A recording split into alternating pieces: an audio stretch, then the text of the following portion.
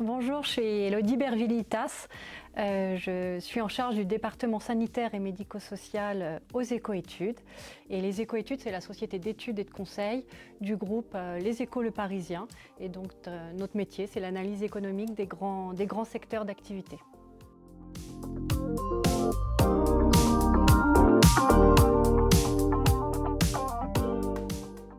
Oui, dans l'étude qu'on vient de publier, qui est consacrée au secteur des EHPAD et notamment au renouveau du secteur des EHPAD, parce que c'est un secteur qui a connu une grande crise structurelle, mais aussi des crises conjoncturelles.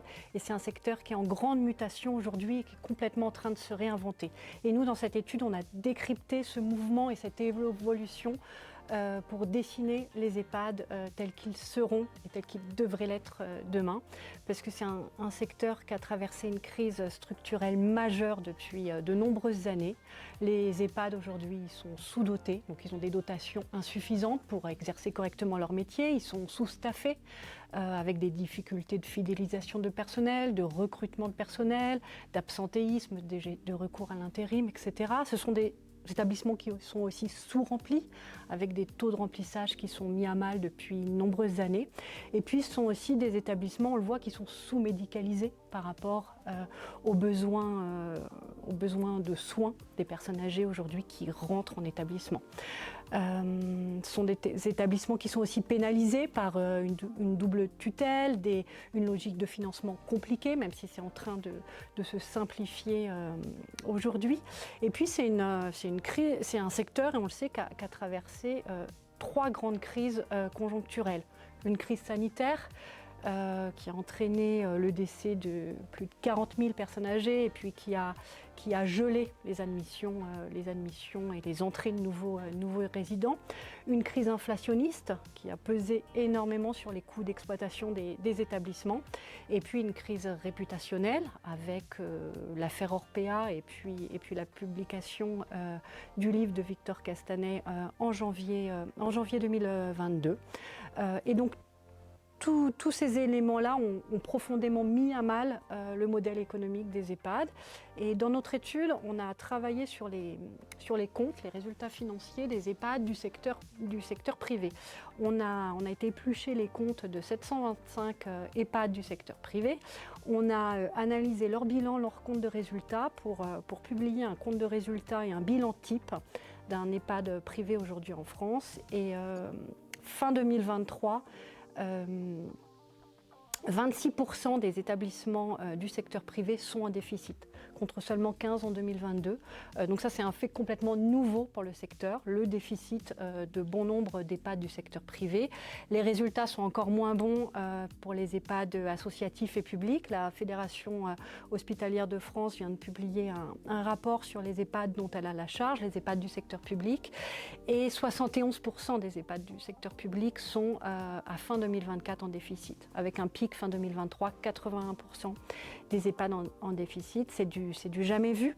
Alors, ce qui va expliquer les différences entre le secteur privé et le secteur public, c'est ce pricing power du secteur privé qui permet, dans un contexte de baisse du taux d'occupation, de pouvoir faire jouer l'effet prix et d'augmenter les tarifs hébergement pour les nouveaux résidents et qui vont permettre de limiter les difficultés financières des établissements.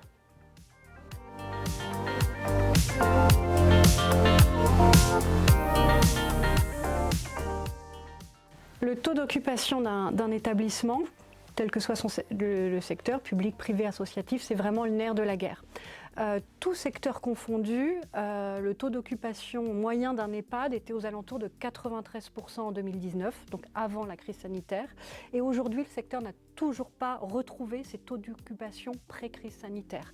88% de taux d'occupation en 2023, ça a un peu augmenté en 2024 et il semblerait que ça continue de s'améliorer en 2025, notamment grâce aux efforts qu'ont fait les établissements en matière de séjour temporaire, où des personnes âgées ont pu effectuer des séjours de quelques jours, semaines ou mois en établissement et ça a permis aux établissements de retrouver un peu de souffle en matière de taux d'occupation.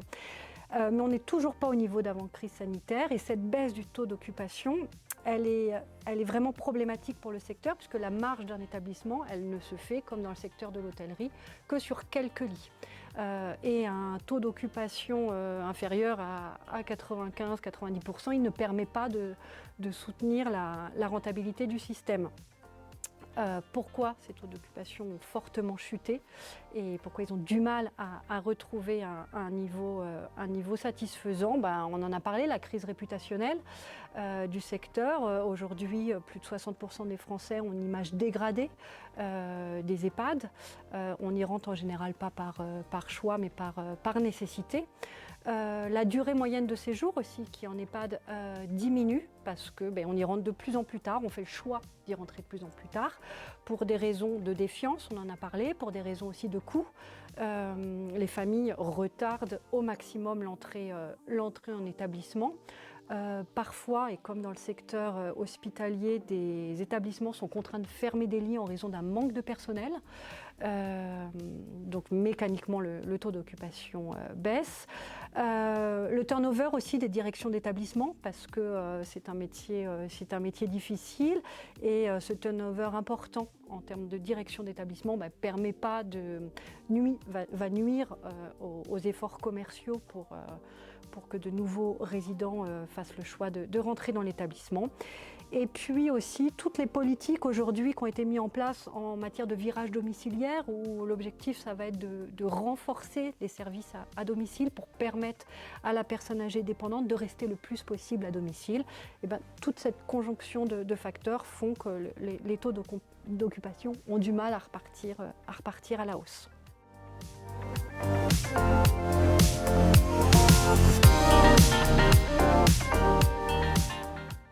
Pour la dépendance plus lourde, effectivement, il y a des listes d'attente et les entrées sont plus compliquées. Mais ça, ce sont pour des raisons d'organisation du secteur qui n'est pas encore aujourd'hui complètement adapté à la charge en soins dont ont besoin les résidents. Aujourd'hui, on sait que 66% des résidents en EHPAD présentent une maladie d'Alzheimer ou des troubles apparentés. Et 80% sont atteints de troubles de la cohérence. Mais si on prend juste ces 66%, ces 2/3 de résidents qui ont des troubles apparentés à la maladie d'Alzheimer ou la maladie d'Alzheimer, seulement 25% des établissements ont des pôles spécifiquement adaptés à la prise en charge de ces malades. Donc une inadaptation du produit à la demande en soins.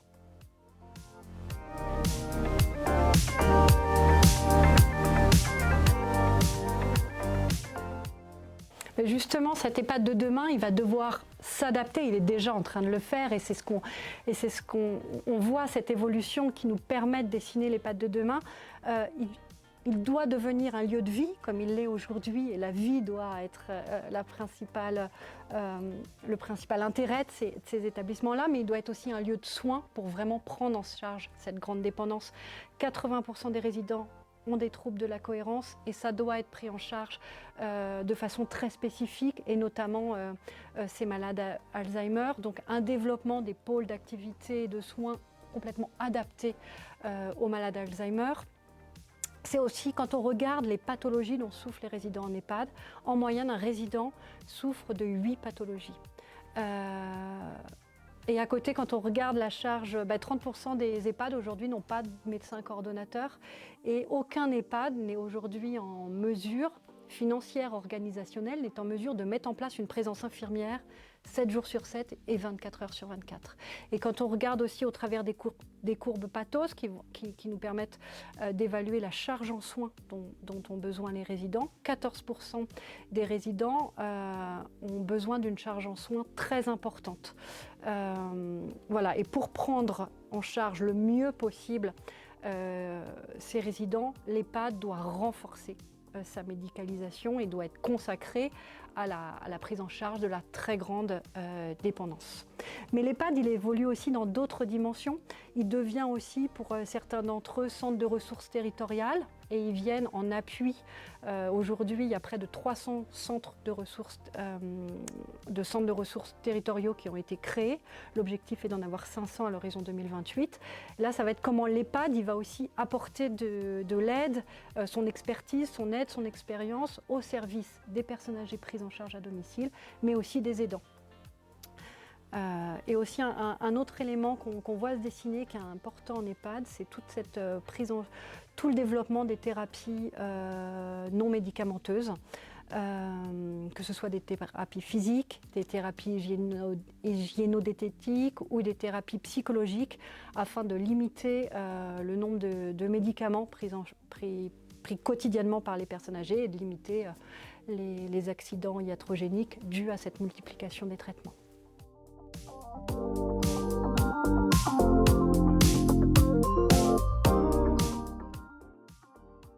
Aujourd'hui, l'accueil des personnes âgées en établissement, il se diversifie énormément.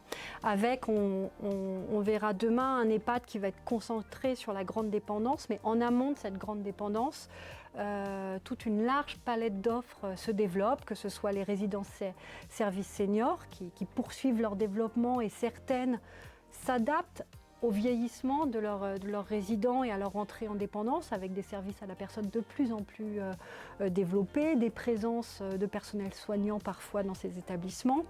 Se développent beaucoup aussi les concepts intergénérationnels, l'habitat adapté, partagé pour les seniors, qui vont permettre, sans constituer forcément des alternatives complètes à l'EHPAD, mais qui vont permettre une vie en collectivité, en sécurité, et qui va prendre en charge ces premiers signes de dépendance, mais qui va aussi préserver, être un facteur vraiment important de préservation de l'autonomie des personnes âgées. Et justement, les groupes d'EHPAD s'intéressent à ces modèles-là, face à leur modèle historique qui est en pleine évolution. Ils regardent aussi ce qui se passe en termes de prise en charge en amont de cette grande dépendance.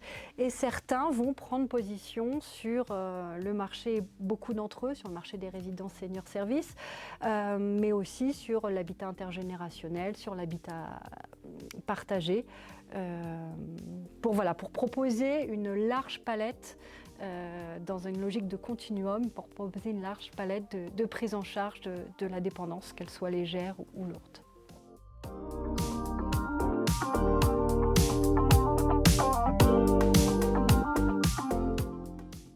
Alors notre étude, elle s'attache à décrypter tout l'existant aujourd'hui du secteur, mais à dessiner vraiment le secteur de demain. Et pour réaliser cette étude, on est allé sur le terrain, on a diagnostiqué énormément de modèles, de concepts, de nouveaux concepts de prise en charge.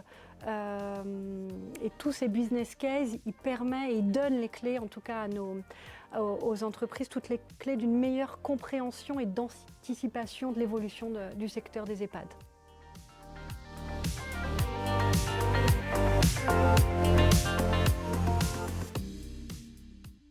Alors sur la question du vieillissement et plus précisément des EHPAD, les éco-études sont en train de lancer une grande enquête nationale sur le moral des directeurs et directrices d'EHPAD. L'objectif étant de publier régulièrement cette étude sur comment les dirigeants d'EHPAD perçoivent leur métier, mais aussi leur quotidien, quels sont les défis auxquels ils font face, quelles sont leurs relations avec les personnels, les résidents, les familles, les tutelles, et comment ils anticipent et ils envisagent leur propre secteur et leur propre métier demain.